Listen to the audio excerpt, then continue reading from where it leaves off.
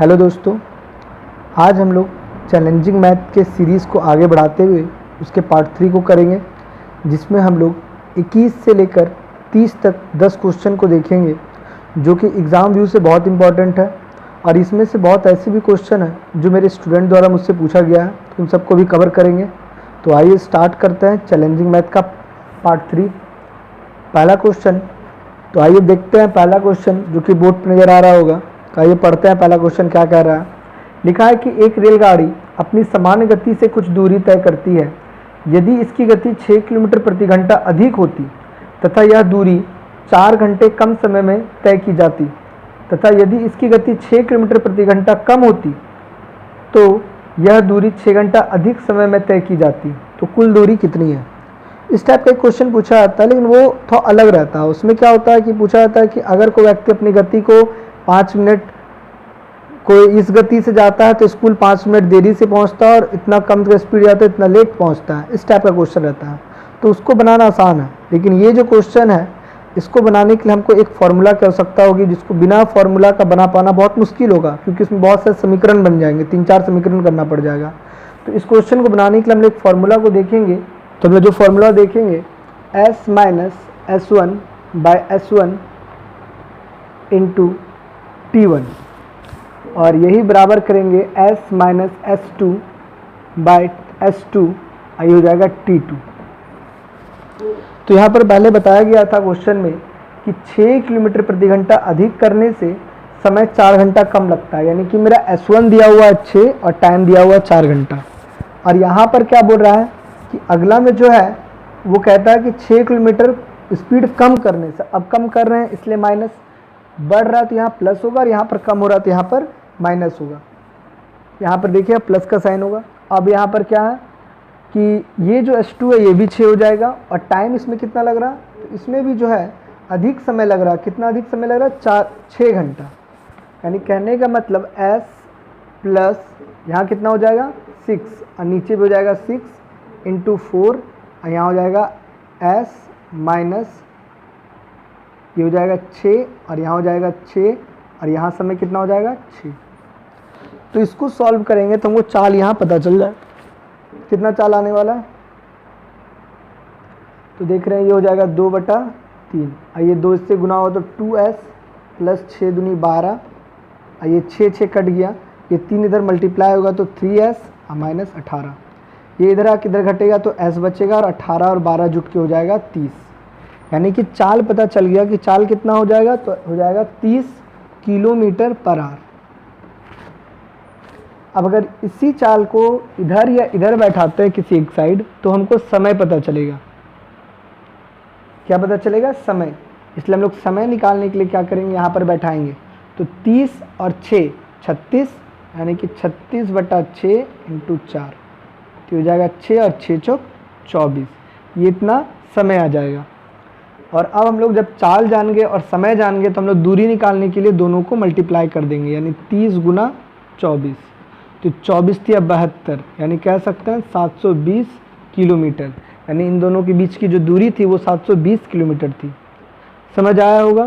Question अगर हम लोग बाय प्रोसेस पे जाएंगे समीकरण लेके, तो 3 समीकरण हो जाएगा और बहुत लंबा जाएगा, इसको बना पाना एग्जाम में बहुत मुश्किल होगा। इसलिए इसको बनाने के लिए हम लोग इस फॉर्मूला का यूज करेंगे, जो कि है s plus S1 bye S1। यहाँ प्लस का साइन है क्योंकि समय यहाँ पर जो चाल है वो बढ़ाया जा रहा है, इसलिए प्लस देंगे, और यहाँ पर चाल घटाया जा रहा है इसलिए माइनस देंगे। इसको सॉल्व करेंगे तो s निकलेगा, यानी चाल, और यही चाल को इधर या इधर कहीं बैठाएंगे तो समय निकलेगा, और चाल और समय को गुना कर देंगे तो क्या निकलेगा, दूरी। समझ आया होगा। आगे बढ़ते हैं अगला 2, यानी कि सीरीज का 22वां नंबर क्वेश्चन। इसमें लिखा है कि एक आदमी ने कुछ संतरे 2 रुपये और 85 पैसे में मोल लिए, उनमें से कुछ संतरे 1 रुपये और 52 पैसे में बिना लाभ के बेच दिया। अब उस आदमी के पास कम से कम कितने संतरे हैं। यानी ये क्वेश्चन पूरा एक्यूरेट आंसर का नहीं है, अप्रॉक्स में चल रहा है, तो इसको ऑप्शन के थ्रू देखेंगे। तो ऑप्शन दिख रहा होगा 7, 8, 10, 5। तो यहाँ पर बताया गया है कि आदमी ने जितने भी संतरे लिए उसे टोटल कितना रुपया लगा, 2 रुपया और 85 पैसा। जिसमें से वो 1 रुपये और 52 पैसा का संतरा बेच दिया बिना किसी लाभ का। यानी कहने का मतलब अब ये दोनों को घटाते हैं तो उसके पास अब इतना रुपए का संतरा बचा हुआ है।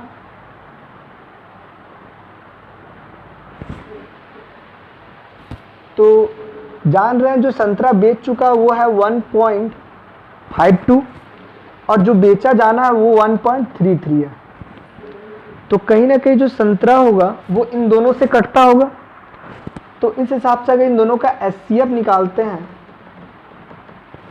तो इन दोनों का एचसीएफ भाग विधि से निकालेंगे तो 0.19 आएगा, क्योंकि 19 का पारा में दोनों कट रहा है।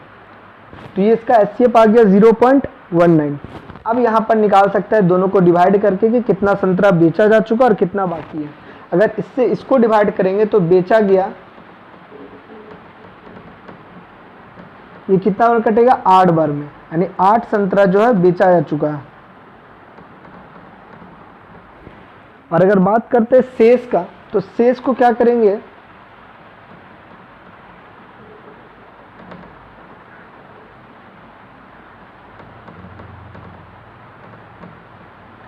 इससे इसको डिवाइड करेंगे तो ये हो जाएगा 7 संतरे इसका मतलब अभी भी बचे हुए हैं, जो कि ऑप्शन में नजर आ रहा होगा 7। तो ये इसका आंसर होगा।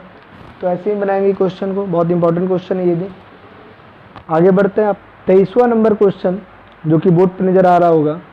क्वेश्चन में लिखा है कि मान लीजिए अल्फा और बीटा समीकरण ax² plus bx plus c equal to 0 के और y और z समीकरण px² plus qx plus r equal to 0 मूल है और d1 d2 इनके सापेक्षिक विवर्तिका है। यदि अल्फा बीटा और जो y और z है वो समांतर श्रेणी में है तो d1 और d2 का मान ज्ञात कीजिए। क्वेश्चन देख के समझ आ रहा होगा, बहुत टफ लग रहा होगा।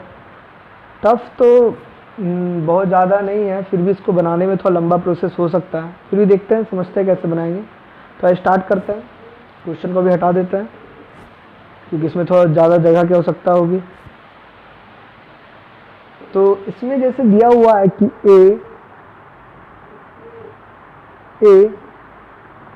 ax² प्लस bx और प्लस c इक्वल टू 0। अब कहीं ना कहीं इसके दो मूल हैं, एक है अल्फा और एक है बीटा। हम लोग जानते हैं कि कोई भी द्विघात समीकरण में जब मूल निकालते हैं तो 2 आता है। कारण क्या है, क्योंकि इसका फॉर्मूला जो होता है वो होता है -b प्लस माइनस √d और बटा में होता है 2a। तो एक बार हम लोग प्लस लेते हैं और एक बार हम लोग माइनस लेते हैं, ऐसे। तो कहीं ना कहीं d बोला गया d1 तो दोनों में 1 लिख दिए। तो ये पहला समीकरण से हमें ये मिला, यहाँ देख रहे हैं b भी है और a भी है, तो जैसा लिखा हुआ वैसा। और अगला जो समीकरण है वो px² plus qx plus r equal to 0। यहाँ पर जो दो मूल है वो एक y है और y का दिया हुआ है -b, तो -b के जहाँ पर लिखेंगे q प्लस इसका d का नाम है d2 और यहाँ हो जाएगा 2a मतलब 2p, ऐसा हो गया। और अगर इसके बाद इसके z का बात करें तो ये हो जाएगा -q, ये हो जाएगा -d2 और ये हो जाएगा 2p।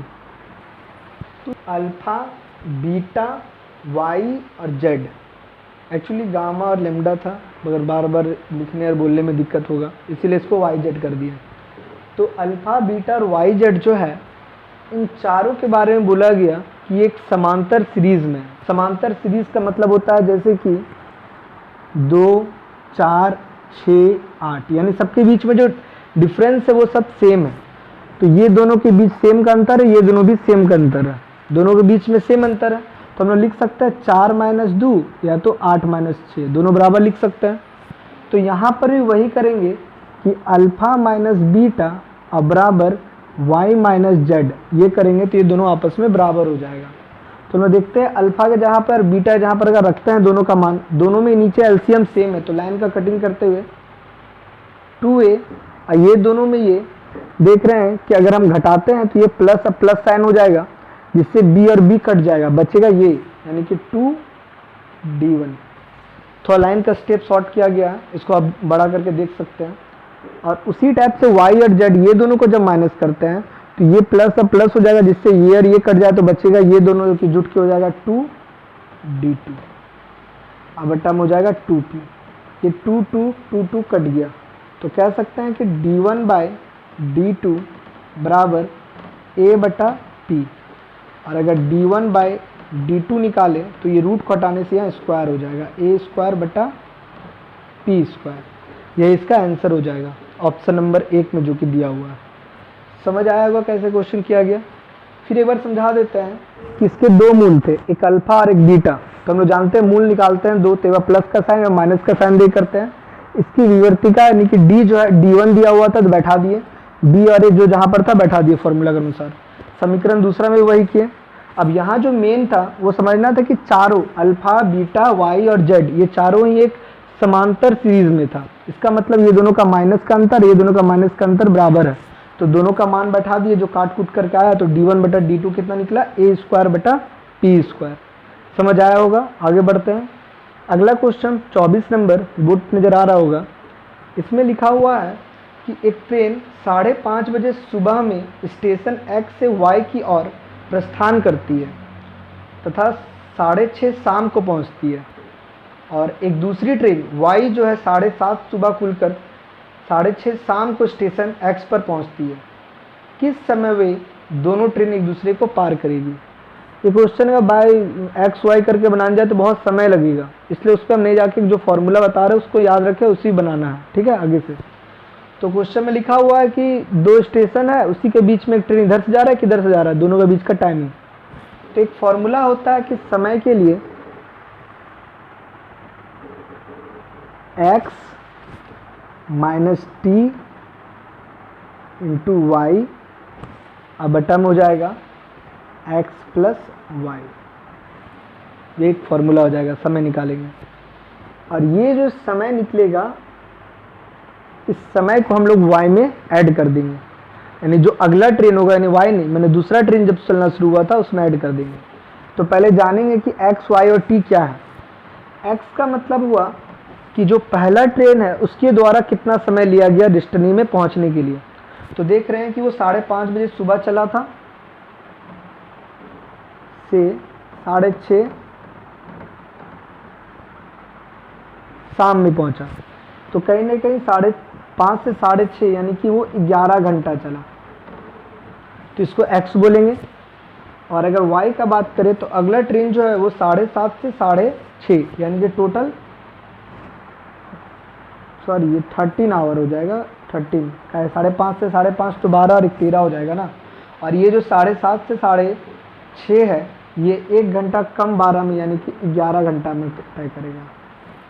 समझ आया होगा कि x और y क्या है। x हो गया पहले ट्रेन कितना समय लिया, y हो गया दूसरा ट्रेन कितना समय लिया। और जो ये t है उसमें क्या है कि पहले ट्रेन के चलने के कितने समय के बाद दूसरा ट्रेन चला। तो पहला ट्रेन चला है 5:30 बजे सुबह और दूसरा ट्रेन चला है 7:30 में, यानी 2 घंटा बाद चला है, तो यही हो गया t। अब इस पर बैठा देंगे इसको, तो हो जाएगा कितना 13 माइनस 2, नीचे में हो जाएगा 13 प्लस 11 और यहाँ हो जाएगा y कितना है 11, ऐसा हो जाएगा। तो इसको सॉल्व करते हैं तो ये हो जाएगा 11 इंटू 11 और ये ऐड होगा तो हो जाएगा यानी कि 121 अब बटा में हो जाएगा 24, बटा 24 आया। अब इसको अगर हम लोग तोड़ते हैं तो ये हो जाएगा 5 घंटा बचा 1/24। 1/24 को मिनट बदलने के लिए ऐसे करेंगे 60 से, तो ये 5/2 हो जाएगा यानी 2.5, यानी कि 5 आवर और 2 मिनट। और 1/2 का मतलब होता है 30 सेकंड, यानी इतना समय। इस समय को जो सेकंड टाइम यानी जो दूसरा ट्रेन चलना शुरू किया था उसमें ऐड कर देंगे, यानी कि 7:30 में। तो 7 में से अगर इतना जोड़ते हैं 7:30 में अगर इसको जोड़ते हैं तो समय हो जाएगा 7 5 12 और 30 2 32, यानी 12:32 मिनट और 30 सेकंड में ये ट्रेन मिलेगी। ये इसका आंसर होगा, जो कि चारों ऑप्शन में तो कोई है नहीं, तो पांचों ऑप्शन शायद होगा, नीचे कट गया होगा, पांचों हो जाएगा, इनमें से कोई नहीं। इसको ऐसे ही बनाते हैं। समझ आया होगा कैसे बनाया, फिर से बार समझा दे रहे हैं। थोड़ा सा टफ यहीं पर हो गया और कोई टफ वाली बात नहीं है इसमें, कि अगर कोई भी दो स्टेशन के बीच में दो ट्रेन चलता है और दोनों का चलने और रुकने का समय पता हो तो इसके लिए ये फार्मूला का यूज करते हैं। Formula x minus t into y और नीचे हो जाएगा x प्लस वाई।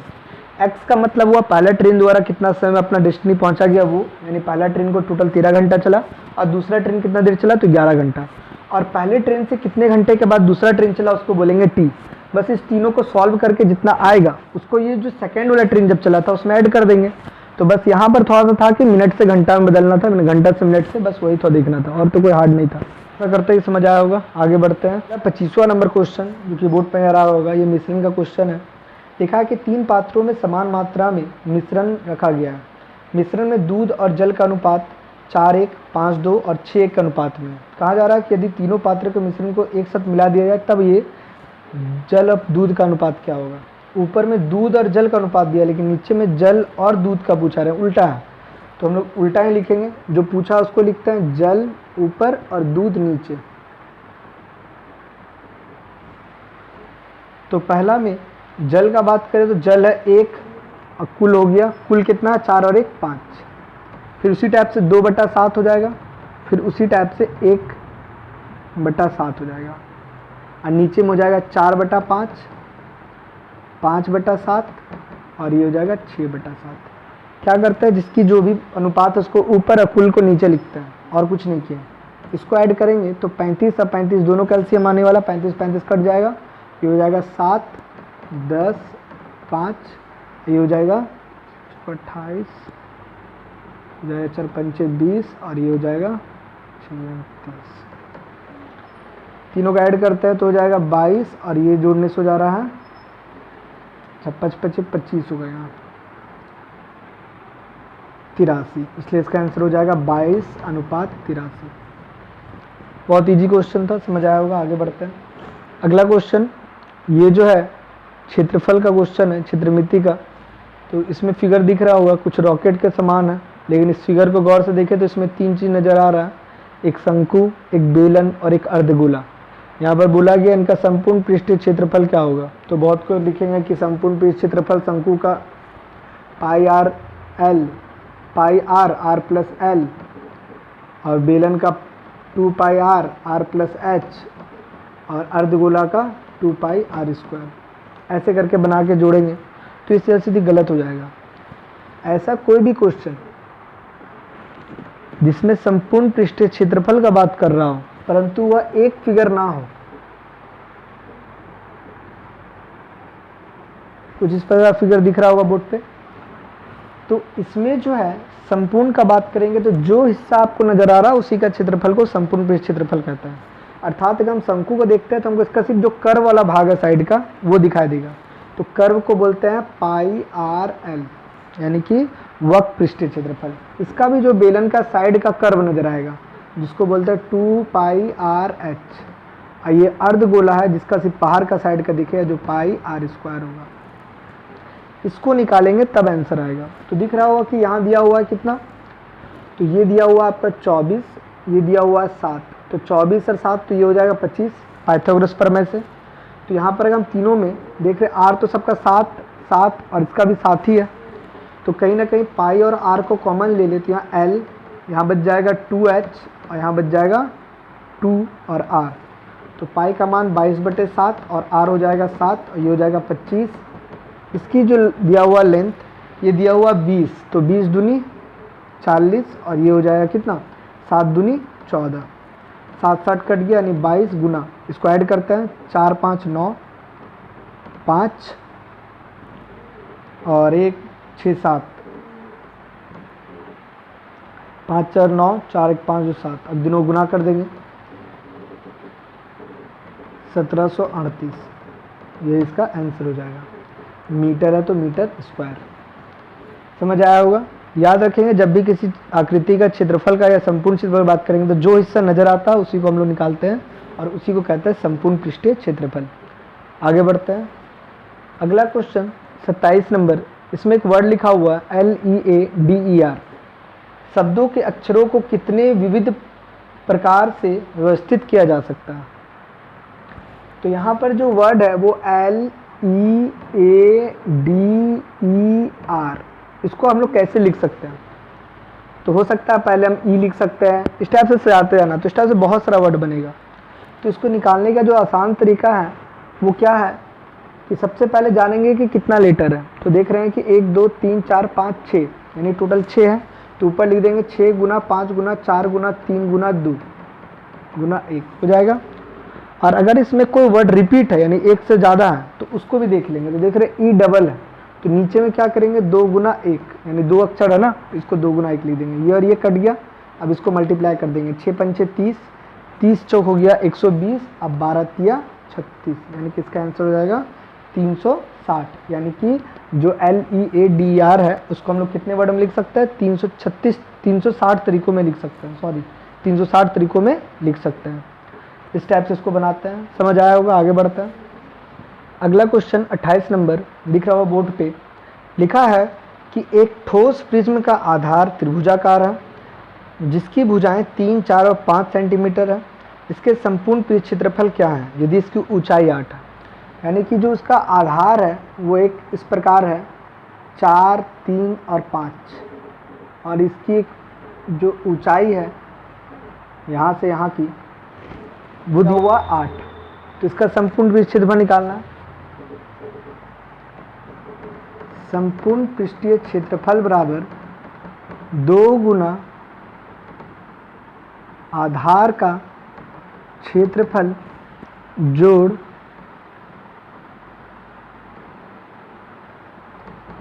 आधार का परिमाप गुना ऊंचाई। तो हम लोग देख रहे हैं कि इसका जो आधार है वो कहीं ना कहीं 3, 4, 5 एक ट्रिपलेट है यानी कि समकोण त्रिभुज है। तो हम लोग लिख सकते हैं 2 गुना इसका आधार निकालेंगे 1/2 आधार गुना ऊंचाई यानी 3 गुना 4 प्लस परिमाप, तो तीनों को जोड़ेंगे यानी 3, 4 और 5 और गुना करेंगे 8 से। 2 2 कट गया, 3 चौक 12, आइए हो जाएगा 4 तिया 12, 12 टे 96 यानी जोड़ने से हो जाएगा 108 सेंटीमीटर स्क्वायर। ये इसका आंसर होगा। तो इस फार्मूला को याद रखेंगे कि प्रिज्म का संपूर्ण पृष्ठ क्षेत्रफल बराबर 2 गुना आधार का क्षेत्रफल प्लस आधार का परिमाप गुना ऊंचाई। समझ आ गया होगा। आगे बढ़ते हैं अगले क्वेश्चन की ओर। अगला क्वेश्चन जो कि CI और SI का मिश्रण है, लिखा है कि संजय ने अनिल से कुछ धन एक निश्चित साधारण ब्याज की दर से 2 वर्ष के लिए उधार लिया। उसने यह धन राशि राम को उसी दर पर चक्रवृद्धि ब्याज पर उतनी अवधि के लिए उधार दे दिया। 2 वर्ष के बाद उसको 4200 चक्रवृद्धि ब्याज मिला, परंतु 4000 उसे साधारण ब्याज दिया। तो ब्याज की दर क्या थी, यानी रेट निकालना है आपको। 2 साल का CI SI दोनों ही मालूम है, आपको रेट निकालना है कितना होगा। तो उसको बनाने का जो एक आसान फार्मूला है उसके थ्रू बनाएंगे, बहुत ईजी बनेगा। 2 गुना CI माइनस SI गुना 100। इस फॉर्मूला के थ्रू बनाएंगे, तुरंत बन जाएगा, जो कि 2 गुना 4200 माइनस 4000 अब बटा में 4000 गुना 100। यहाँ बचेगा 20 और ये घट के आ जाएगा 200 बटा 20। सॉल्व करेंगे तो आ जाएगा 10%। इस फार्मूला के थ्रू बनाएंगे। तो अगर SI CI दोनों मालूम है, बाय प्रोसेस जाएँ तो और समय लगेगा, उसमें ही बन जाएगा, लेकिन इसी को आदत बनाएंगे बनाने का। समझ आया होगा। आगे बढ़ते हैं। आज के लिए बस इतना ही। और जो लास्ट क्वेश्चन ये आप लोग के लिए दिया जा रहा है 30वां नंबर क्वेश्चन, इसको बनाइए, बनता है तो बनाइए, और नहीं बनने पर से कमेंट सेक्शन पर लिखिए, अगले क्लास में बता दिया जाएगा। तो अगले क्लास में मिलते हैं, तब तक के लिए बाय।